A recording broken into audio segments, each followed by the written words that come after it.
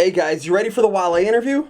Are you excited? We're gonna interview Wale. Actually, I'm not. My boy Slim is though. Wale's coming through Detroit, Channel 955. Wale interview coming up. Oh, Wale, third solo album. The Gifted coming out, what, June 25th?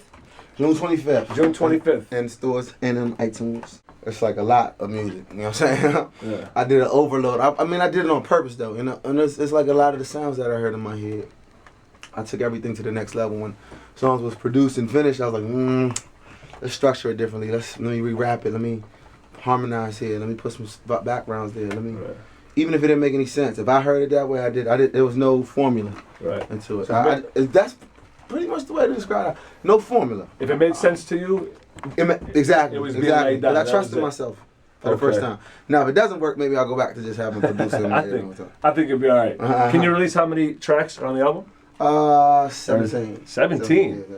That's not bad. Usually it's like 12 these days, 10, you know? No, I can't cheat the fans, man. There you go. So I was checking it out. I know you got some huge, big name artists who you're collabing with, like Rihanna, Nicki Minaj, there's 2 Chainz, Wiz Khalifa. I got a question. So, who was the easiest to work with, and who was the most difficult to work with? Easiest person to work with was Rihanna, 2 Chainz. I can't really say anybody was hard to work with because, you know, like this album's an event to a lot of people. A lot of my peers know what this project is. Like, whether they bigger artists than me or they're not, they just know what this is. They know what my fan base is. Right. They know what my skill level is at. So it's something that they wanted to be a part of. So it was really just, you know, just vibes. Everybody was vibing good. That's good, man. So before you die, who's a must collab for you? I let the music talk. You know, like when I did rotation, I vibed. I was just, you know, doing a rotation, and I was like, man, I need to hear my man Wiz on it. Yeah, he's sick. And we just said it to him, like, and he got it. He understood. Like, there's not even a topic. Like, our topic is obvious, but the zone, the vibe of it all. Right. You know, and this album was like telling a story. You know, I'm making a movie, and I had characters. If we doing a song called Clappers, and I'm trying to tell you about DC, like how the pretty girls with the big butts always be in the front of the club clapping. Of who else better to do that than Nicki Minaj? Oh man! You know what I'm saying? If in go-go music you have a lead mic person and a side mic person, if I was the lead mic at a go-go, who would be the best side person? And the side person in go-go is the one who raps, who does a rap here and there. Like the main person, like in go-go, is just like something. Shout out to East Street. Up 124, like whatever, shouting out the neighborhoods. And then you got a side dude, like, you know, they might do a cover to something, and the side dude come in. You know, like a lot of times it'd be like Los from Backyard. He just start going in doing his thing.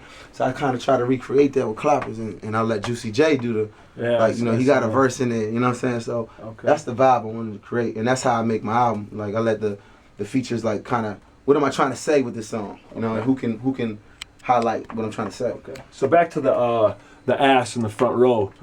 Whose ass would you rather see in the front row? Ass like Kim Kardashian's or ass like Nicki Minaj's? I don't have no preference. Just ass is ass. No it's matter just as long as it's got a little bit of shape to it. Yeah, a little bit of bump, man. It has those little, you know what I'm saying? So, you know, it has a little shape. Gotta get some shape.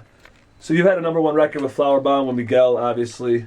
I think everybody has a different title for his little incident that he had. I mean, I personally call it the flying leg drop. If you could name it anything, man, what would you name that move? Oh man, I gotta think about that.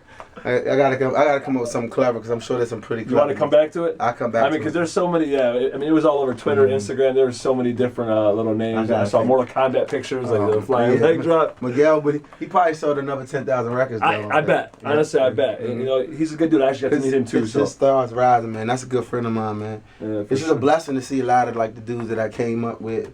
We all really starting to like materialize and be something because it's so hard to get it. It's hard to drop an album, right? Let alone like drop consecutive albums and get Grammy nominations. And you're definitely doing your thing too, man. You're killing it out here, man. You have a big following out here, and you know you're definitely well respected in this game. So love, man. I appreciate it. All right, Mayback Music. You know what makes Mayback Music such a powerhouse? I mean, I know there's Taylor Gang, there's Young Money, it's real. There's Mayback. I mean, I don't know how everybody else run their team, but like my shit, my crew, like we real, like you know what I'm saying. Like not to say nobody else is real, but I enjoy the reality of mine. Like I go to Ross' house and just stay there, chill, smoke, write music, just chill, eat good. He'll just be like, yo, come on. We jump in the Ghost and we just go drive around, smoke, talk. It's just so real to me. Like The nigga just come, like, he'd be like, I just be over, and he'd just be like, man, here's a Hublot. Like, somebody just send me some Hublots, here go one. Or, you know what I'm saying? Like, it's just real. Sometimes I forget we make music. Sometimes it's just real to me. You know what I'm saying? It's more like he's like my rich uncle. Like, I'm like rich, but I'm like he's like another level. Like, right. And it's a little motivation. Like me and Meek look at it different. Like Meek, like that nigga go to Ross like lot and be like, yo. Man, come on, Wale, let's go to the studio. Fuck this shit, man. Fuck, like, he gets so hyped, like, seeing how much cars Ross got. And then like, two months later, me can have a new moon saying or something. But I like look at this, the things like how his kids look at him. Wow. That's what motivates me. Like respect we come home, you know what I'm saying? From whatever we doing, whatever we could be doing. We come high, like, straight from the strip club, or whatever. And you come on. And his dad, he come up with this. I remember to him, he's like, and I'm just like, this nigga just put out a gold album. We just got out of Phantom. We went in this big ass mansion, and like all that really matters is like the way Lil Will look at it. Like, and I'm just like, that's what motivates me. And like, you know, me and Meek are two different places in our lives. Right. You know, not to say that don't motivate him, but that's the type of stuff I be like, damn, this nigga is real. That's the way it should be, man. Yeah. I mean, you know, in my opinion, that's definitely the way it should be. So I respect that about Ross. So it's more like a friendship. I know you guys work together. He's your, you know, mentor in a sense, and you work with him, but it's more of like a friendship, is what you're saying, exactly. Which is good. All right, so I interviewed Kesha like a week ago, and I asked her this question, and her answer was kind of, Ask her if she'll work with me the next time you talk to her. Okay. I think that'd be an awesome collab, actually. Yeah, ask her if she does. That'd be a dope-ass collab. Didn't you collab with Lady Gaga, though? Yeah, I had her in my hand. She was dancing. How'd that happen? No, it was cool. In the scope. I ain't gonna say in front like I knew her and then like, you know, it was Jimmy Iovine. Right. I was Jimmy Iovine guinea pig in a way. Like, all right, we got this kid with internet buzz, DC buzz. They put like the next up and coming. Well, she was not there yet. Right. Just Dance ain't really start popping off yet, but like, Right. it was like, let's put this together. And, you know, it's basically probably what they was trying to do with Kendrick, but he was just like, probably, nah. You know what I'm saying? I seen what happened with my man over here with, you know what I'm saying? It just didn't match. And I didn't really know enough about the game, and I thought you had to do everything the label said. Right. Would I work with her again? Yes. But would I do it on my terms, though? I would write the hook. I would see how we gonna do the vid. Like, I would see it all the way through because I know what that is. Right. So back to the Kesha real quick. So if you could create your perfect female, you know, take any celebrity's ass, boobs, face, and personality. Tired of dreaming on my album. It. Tired of dreaming. That's exactly what it's about. Really? Are you serious? Yeah. Okay, so don't even answer it. Tired of dreaming. Get the featuring Ross. Hey, get the album. It's on there if you want to know the answer to that question. People know me out here in Detroit. I fucking love Rihanna. Right. She's one of my favorites. She's just so sexy. I know some idiot went on Twitter trying to, you know, spread bullshit rumors between you and Rihanna. What were you more mad about? Were you more mad about that relationship being lost, or losing your chance to possibly smash her, or maybe a little bit of both? I was just mad about the way how gullible people are, like, because I didn't even perpetuate, I didn't respond to it or nothing, you know. So, you know, and more than anything, like my relation, like the bond me and her was creating was so real, and it's something that I haven't felt since probably like childhood, because, you know, when you're an athlete, you get special treatment and people trying to get in your circle, and when you the only rapper from your city, you that happens naturally, and then when you're rich, you know, it happens. So it's like, when in my life am I gonna meet anybody who's just cool because they're cool? They don't need nothing from me. Right. You know what I'm saying? Like, she's one of the few people that I can say that about. So, you know, and the conversations that we had were so genuine and they felt so real, and like I was inspired by a lot of things that she was saying, and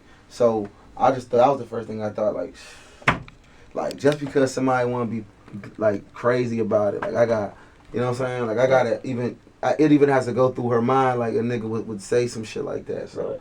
Well, you know, the dude since Fourth came forward and was like, you know, that was a dickhead move by me, whatever. I didn't know it was going to get that far. But the fact that it got hit, this is probably my 5th time answering it. So it's like, it's real. It's really real. Like, anybody can make up anything and go on the internet, and then you have to address it. Like, that's a horrible, like, you know. I'll tell you what, next time I interview Kesha, I'm going to tell her to do a song with you. Next time you're with Rihanna, tell her let me do an interview with her. Okay. It'll be cool? Same page? We good? Got you.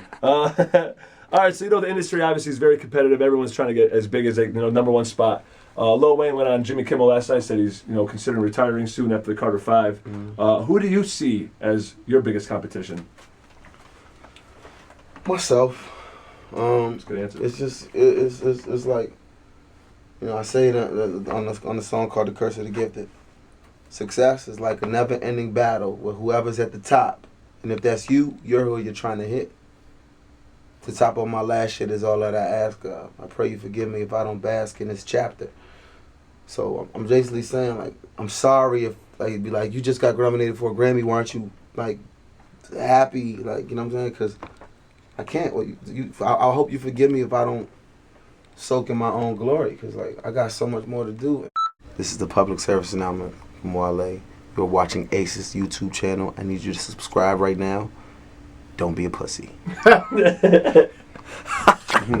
guys. Hey, man,